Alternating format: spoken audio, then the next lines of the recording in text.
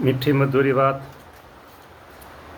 ભાગ 45 વચનામૃત વડતાલ 8 અતિશય પવિત્રપણે રહેવું એ અંગે આપણે વિસ્તૃત પ્રમાણે સોળે બોળે પવિત્રપણે એઠું ચોખ્ખું આ બધી વાતો થઈ ગઈ છે. છતાંય કોઈને પૂછવું હોય તો ખુશીથી પૂછી શકે છે. આ સેવક જવાબ દેવા તૈયાર છે, પણ સામેની વ્યક્તિ એ ઉત્સુક હોય જાણવા માટે તો અમે તૈયાર છીએ. હવે પંચભૂતનું પ્રધાનપણું મટીને વૃત્તિ નિર્ગુણ થાય છે. વૃત્તિ નિર્ગુણ થઈ જાય છે, બ્રહ્મરૂપ વૃત્તિ થઈ જાય છે. ત્યારે અતિશય પ્રકાશયુક્ત જણાય છે ને ભગવાનના સ્વરૂપને આકારે થાય છે. માટે એવી રીતે જે ભગવાનના સ્વરૂપમાં વૃત્તિ રાખતો હોય તેને અતિશય પવિત્રપણે રહેવું. વૃત્તિ રાખતો હોય તેને, બરાબર, તો આપણે બધા ભગવાન વૃત્તિ રાખનારા જ છીએ ને. શું જગતમાં બહાર વૃત્તિ રાખવી છે? વિષયમાં વૃત્તિ રાખવી છે? ભગવાનની જ વૃત્તિ રાખવી છે. પવિત્રતામાં પ્રભુનો વાસ છે. અને વચનામૃત છે પ્રથમનું 25, બરાબર, પ્રથમનું 25મું વચનામૃત છે. એમાં સ્વામિનારાયણ ભગવાન એમ બોલ્યા છે, દ્રષ્ટાંત દઈને બોલ્યા છે. જો સાંભળો.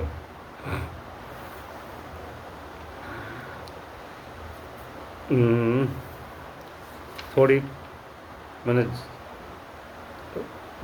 જો, જેમ બ્રાહ્મણનો ધર્મ છે જે નાવું ધોવું ને પવિત્રપણે રહેવું, બ્રાહ્મણ ધર્મ બરાબર રહેવું, તે કોઈ દિવસ શૂદ્રના ઘરનું પાણી પીવે જ નહીં. તેમ સત્સંગી હોય તેને ભગવાનની આજ્ઞામાં ફેર પાડવો જ નહીં. કેમ જે એ ભગવાનની આજ્ઞા પાડે તો તેની ઉપર ભગવાન રાજી થાય છે. આજ્ઞા પાડવાથી ભગવાન રાજી થાય છે. ભગવાનના ભક્તોએ ભગવાનની આજ્ઞામાં ફેર પાડવો નહીં. બ્રાહ્મણનો ધર્મ છે તો આપણો આ ધર્મ છે, બરાબર. અને બ્રાહ્મણ જો સ્વામિનારાયણનો સત્સંગી હોય તો એને ડબલ લાગુ પડે, પવિત્રપણે રહેવું ના ધર્મ પાડવો. લ્યો, હવે પવિત્રપણે રહેવું. જેમ દેવને પૂજવાને તત્પર થાય તે દેવ સરખો પવિત્ર થઈને જો દેવની પૂજા કરે ત્યારે તેની પૂજાને દેવ અંગીકાર કરે છે. મહારાજ કે અમે મૂર્તિમાં રહેતા, બરાબર, અને પૂજારીનો ભક્તિ ભાવ અને છળ કપટ આ બધું જોતા હો. હા, પૂજારીનો ભક્તિ ભાવે જોતા અને છળ કપટે જોતા. એ બધું ભેગું જ હોય. છળ કપટ અને ભક્તિભાવ બધું ભેગું જ હોય. હા, વિચાર કરો. મહારાજ ત્યાં રોકાના, બરાબર, અને પછી આ બધું જોયું. ભક્તિભાવે જોવે, છળ કપટે જોવે હો. હા, બોલો. એટલે સમજી લેવું આપણે કે આપણે જે કાંઈ ભગવાનની સેવા ભક્તિ કરીએ છીએ તો છળ કપટથી કરીએ છીએ કે ભગવાનને રાજી કરવા કરીએ છીએ કે આપણી કળાથી કરીએ છીએ કે પછી આપણે લોકને રીઝવવા કરીએ છીએ. જો ભક્તિ બે પ્રકારની છે, ઠાકોરજીની સેવા ભક્તિ, બરાબર. બે પ્રકાર ક્યાં? એક તો નિશાન એ હોય કે હરિભક્તોને સારું કેમ લાગે એ નિશાન, હરિભક્તો કેમ ખુશ થાય જોઈને એ નિશાન. અને બીજું નિશાન એ હોય કે ભગવાન કેમ રાજી થાય. બસ બે ટાંચડી ઓછી વતી હોય તો હાલે. બે ટાંચડી ઓછી વતી હોય ને તે હાલે. હા, અમે તો બહુ મારા ભાગ્યમાં સત્સંગમાં ફરવાનું હોય છે. એટલે ભગવાનની ઈચ્છાથી અમારે જ્યાં જાય ત્યાં ઠાકોરજીની સેવા જ ભાગમાં આવે. હો 2 દી રોકાના હોય તો ભલે 5 દી રોકાના હોય ભલે 6 મહિના ગમે એટલું રોકાના હોય, પણ સેવા ભાગમાં આવે. ન આવે તો સામેથી સેવા પૂગી જાય, સેવા આકરો આવું. હા બરાબર. અને પછી એ બધું જોઈએ. હો હા એટલે અમે એમ કહીએ કે ટાંચણીનો ઉપયોગ બને એટલો ઓછો કરવો. આ સેવક જ્યારે રાજકોટ ગુરુકુલમાં ઘનશ્યામ મહારાજની સેવા કરતા, ઘનશ્યામ મહારાજની સેવા બરાબર. હવે એ ઘનશ્યામ મહારાજ સ્થળાંતર થઈ અત્યારે જુનાગઢ, રાજકોટની શાખા જુનાગઢ ગુરુકુળ છે ત્યાં બિરાજે છે. અને પહેલાં વહેલા ગુરુદેવ શાસ્ત્રીજી મહારાજે એ ઘનશ્યામ મહારાજ રાજકોટ ગુરુકુળમાં પ્રાર્થના ખંડમાં સ્થાપેલા હતા. અને સવારના પહોરમાં આરતી થઈ, આરતી એક જ હોય સવારની. આરતી થઈ ગયા પછી ગુરુદેવ બ્રહ્મસત્ર પૂરો થયા પછી, બ્રહ્મસત્ર કેટલામાં મને ખબર નથી, અને સવારે ત્યાં દર્શન કરવા આવ્યા. અને રૂગનાથપુર ખોડીના પ્રાગજી ભગત ઊભા હતા ને બાજુમાં સેવક ઊભા હતા. એટલે ગુરુદેવ બોલ્યા પ્રાગજી ભગતને ઉદ્દેશીને કે જુઓ ઘનશ્યામ મહારાજ કેવા શોભે છે કે. સેવક બાજુમાં ઊભા હતા બરાબર. પછી હા સ્વામી તો બીજો કાંઈ બોલે નહીં. પછી આ સેવકને ઉદ્દેશી ગુરુદેવ બોલ્યા ઘનશ્યામની સેવા કરશો ને તમે? અરે તૈયાર જ છે. હા એટલે ત્યાં એમ નહોતા બોલ્યા હા સ્વામી બસ આ ઘનશ્યામની સેવા કરશો ને તમે એમ કીધું. પછી કે મારી પાસે વાઘા આવ્યા છે લઈ જાજો કે. હા ટંકારિયા દરજી છે એ વાઘા લેવા છે, એનું નામ હિંમતભાઈ. એ તો ધામમાં આવી ગયા કે મારી પાસે વાઘા લઈ જજો કે બરાબર. પછી 2 જોડી વાઘા હતા અને સેવક મેના સેવા કરવા. પછી તો મહિલા મંડળની ભક્તિ તો ગમે ત્યાં હોય, મહિલા મંડળની ભક્તિ સૌથી વધારે હોય. એટલે તરત જ એમાંથી હરિભક્તો દ્વારા વાત આવી કે ભાઈ અમારે ઘનશ્યામના વાઘા બનાવવા છે. એટલે મારી પાસે વાત આવી તો મેં કીધું અમે તો તૈયાર જ છીએ, રાહ જોઈએ છીએ કોઈ વાઘા બનાવતો હોય તો. હા પછી એમ કરતાં મહિના વાઘા વધવા મહિના. એમાં એક દિવસ માધવપ્રદાસજી સ્વામી રવિવારની સભામાં એમ બોલ્યા ધર્મપ્રકાશ સ્વામી ઠાકોરજીની સેવા કરે છે, પછી જો ટાંચણીનો ઓછો ઉપયોગ કરજો કે.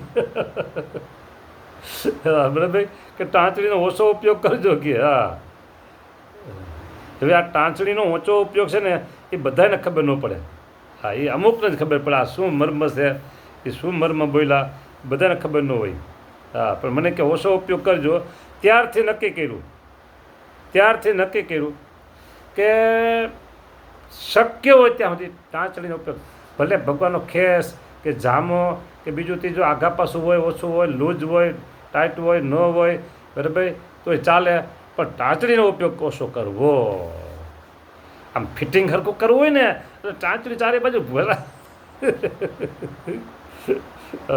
મને એ વાત હજી યાદ રહી ગઈ છે. વર્ષો વહી ગયા ને વર્ષો વહી ગયા. હા એટલે ભક્તિભાવ એ ભગવાન જુએ ને છળ કપટ પણ જુએ છે. હવે જે સેવા કરતા હોય એમણે તો પવિત્રપણે રહેવું અને ઠાકોરજીની સેવા કરવી. હા હજુ મને એક બીજી વાત યાદ આવી ગઈ તો કહી દઉં. આ બધું આ વધતા મૂતવા છે. પછી એ વાત પછી ગુરુદેવ શાસ્ત્રીજી મહારાજ એક વખત એમની પાસેથી 2 વખત સાંભળેલું છે. શિક્ષાપત્રી ભાષ્યની કથા હાલતી હતી તે સમય દરમિયાન. ભનુભાઈ જૂનાગઢમાં પૂજારીઓ સેવા કરતા અને પૂજારી એકદમ જળભરત કે પૂજારી જળભરત, પણ એની સેવા એવી કરતા અને શણગાર એવા કરતા તે આપણે ખસવાનું મન ન થાય કે. આમ ગુરુદેવ ભનુભાઈ ઝવેરીને ઉદ્દેશી અને સાંજની સભા જે ગુરુદેવના આસને સભા થતી એ સાંજની સભામાં ગુરુદેવ આવું બોલ્યા હતા. લ્યો. હા, એ પાક્કી ખાતરી, પાક્કું બરાબર મને યાદ છે. એટલે આવી તો જૂની વાતો ગાઉં છું, અવારનવાર કથામાં તો કહું છું, બરાબર. ઘણી વખત જુદી જુદી એમ થાય કે આ વાત વર્ષો પહેલાંની છે ક્યાંથી, પણ હવે પ્રભુની કૃપા અને ગુરુદેવની કૃપા એટલે બધું અંદર આમાં પડ્યું હોય અને સમયે બહાર નીકળતું હોય છે. હા, સમયે બહાર નીકળે તો કામ થઈ જાય આપણે બોલવામાં, બીજા આવે. હવે મહારાજ 1876ના ચૈત્ર સુધી હરિજયંતિ એ દિવસે ગઢપુર મુકામે એમ બોલ્યા હતા કે 69 કાળમાં અમને 1 મહિના સુધી જ્યારે નિદ્રા આવે ત્યારે એમ ભાસતું છે અમે પુરુષોત્તમપુરને વિશે જઈને શ્રી જગન્નાથજીની મૂર્તિને વિશે પ્રવેશ કરીને રહ્યા છીએ. હો, અને તે મૂર્તિ તો કાષ્ટની જાણી, પણ તેને નેત્રે કરીને અમે સર્વને દેખતા અને પૂજારીનો ભક્તિભાવ તથા છળ કપટ સર્વ દેખતા. આ વાત મહારાજ બોલ્યા છે 1876ની સાલમાં. એટલે સમજો, હા, 200 વર્ષ થવા એવા કહેવાય, બરાબર. ભલે એકાદું બે ઓછા કે વધારે જે હોય તે. હવે સમજો, આટલા વર્ષ પહેલાં સાત્વિક જમાનો હતો. નો ઇન્ટરનેટ, નો મોબાઈલ, નો લેપટોપ, નો ફેસબુક, ઇન્સ્ટાગ્રામ, કશું નહોતું. કાંઈ ટેપ ટીવી ને વિડીયો કશું નહોતું. એ સમયે જે પૂજારીઓ સેવા કરતા હતા, બરાબર, એનો જે ભક્તિભાવ અને છળકપટ ભગવાન જોતા હતા. બોલો, એ મૂર્તિમાં પ્રવેશ કરીને તે દિવસે. તો અત્યારે તો કળિયુગનો વાસ પૂરેપૂરો થઈ ગયો. તો અત્યારે તો એ પૂજારીઓએ બહુ સાવચેત રહેવું જોઈએ, સાવધાન રહેવું જોઈએ. હા, સાવચેત અને સાવધાન બેય રહેવું જોઈએ. હા, નહીંતર ભક્તિ કરતાં ભ્રષ્ટવાળો થઈ જાય હૃદયમાં. બહાર નહીં, હૃદયમાં ભ્રષ્ટવાળો થઈ જાય.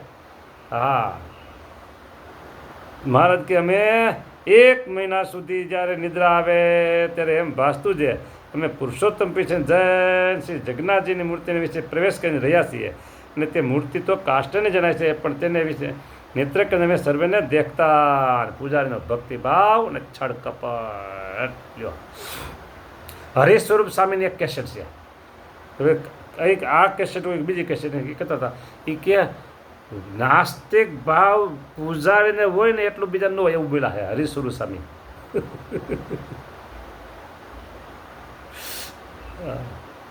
હવે બહુ ન કહેવાય. અને હાલો હું અંતમાં પૂરું કરી દઉં. આ વાત મેં જે પૂજારી ઉપર કીધી ને, અમુક જે નેગેટિવ વાત આવી ને, એ ઓલ ઓવર પૂજારીને લાગુ પડતું નથી. ઓલ ઓવર પૂજારીને લાગુ પડતું નથી.